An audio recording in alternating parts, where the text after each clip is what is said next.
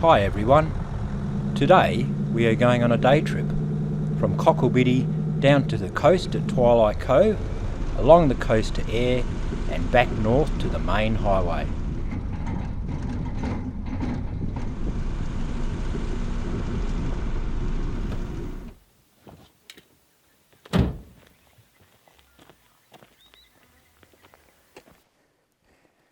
Oh, here's a bit of an ammer hole here.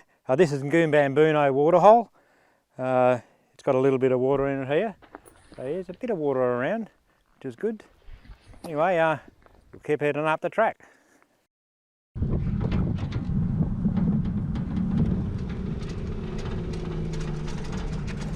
So Twilight Cove is the place where you've got the Baxter Cliffs to the west, and they come in at Twilight Cove into the land and become the Hampton Tablelands. And the Hampton Tablelands come inland and go through Majura, Mundrabilla, Eucla, and now we've completely finished all that rocky country out near Cocklebiddy, and now we're purely in sand dune country, white sand dune country. At the escarpment now, the start of the descent, so I'll head down now and see how bad it is. The sign certainly thinks there might be a bit of danger there, but we'll soon find out.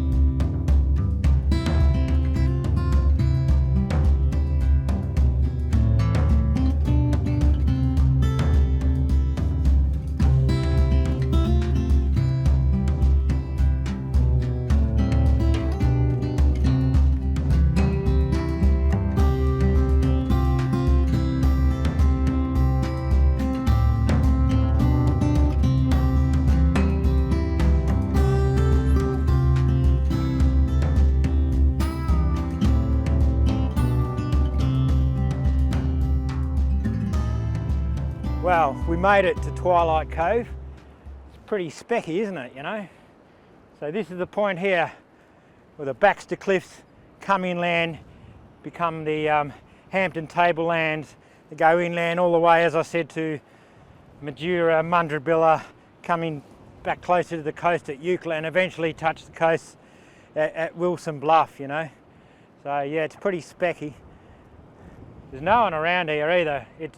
To me, it feels really isolated, even though the Eyre Highway, the main highway, is only, I don't know, 30 kilometres away to the north. It does feel really kind of lonely here and isolated. Anyway, what I'm going to do now is, Eyre is about 30 kilometres along the coast here, so I'm going to, against my better judgment, drive 30 kilometres along the beach to get to Eyre.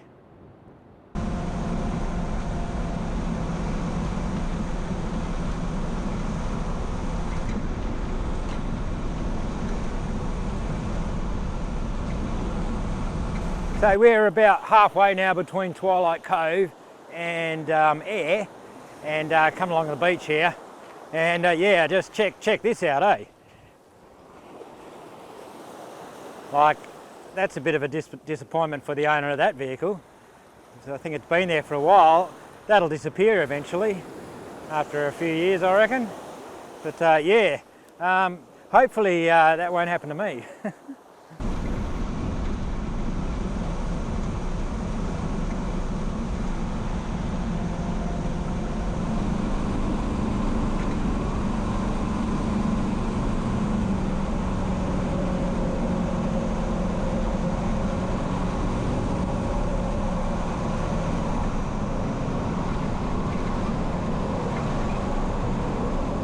So we made it. What a drive that was. Look, I don't recommend it for anyone inexperienced to do that. I mean, I'm pretty experienced, but geez, that was a, whew, that was rather hair-raising. I was a bit worried, to be perfectly honest, but I made it through. So anyway, I'm here. That's all right now. Now, about halfway between the beach and Eyre, or Eyre Bird Observatory now, as it is. It used to be the old Telegraph Station. And here's a plaque here, just dedicated to the expedition in 1841 for John Eyre. And you can see here that it's, well, that'll only last a few more years, I reckon, before they'll have to relocate it. But yeah, anyway, speaking of John Eyre, or Edward John Eyre, when he did stop in this area, he sunk a well and stayed and got some water. Now, I was actually here in 1997, and the caretakers of the Eyre Bird Observatory at that time showed me the location of what they reckon was Eyre's original well, the Sandpatch. So we'll go and have a look at that now and see what it's like. Yeah, so just at the sign here, this is about 100 metres from the memorial. If you go over to here, you can see a little boy there hanging on a tree. Mind you, that's just there now. It might not necessarily be there when you come or next time I come. There's a little track here.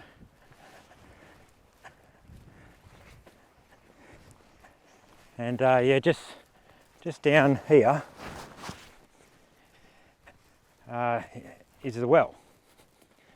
So you can see here there's a bit of a piece of tin.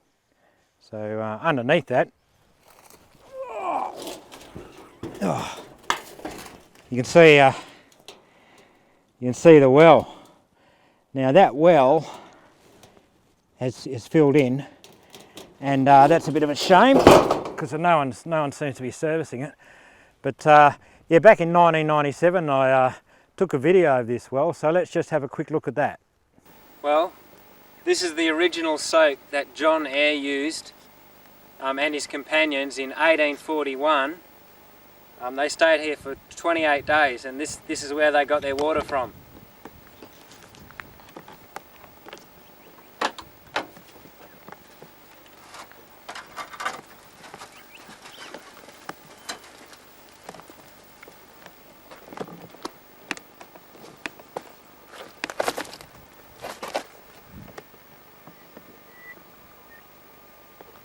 Yeah, so you can see the difference between 1997 and now.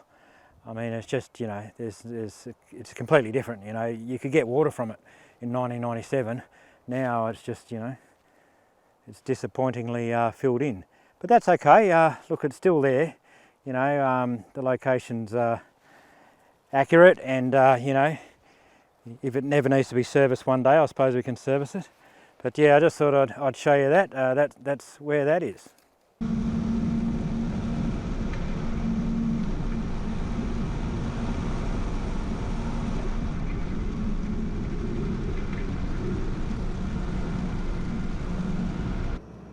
So now we're north of the Eyre Bird Observatory, and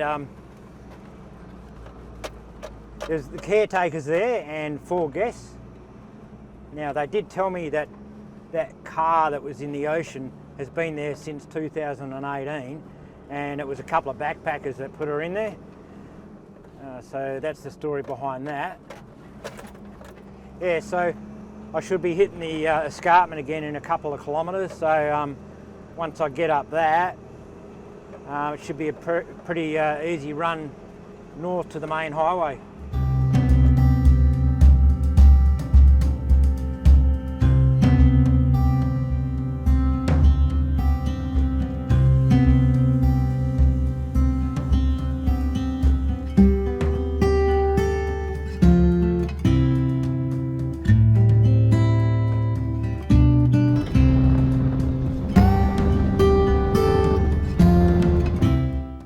So here we are at the end of the line.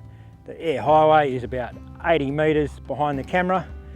This is the entrance to go in to the Eyre Bird Observatory from this side. So I hope you've enjoyed the video going down from Cocklebiddy to Twilight Cove and around to Eyre and back here. And thanks for watching the video. We'll see you next time.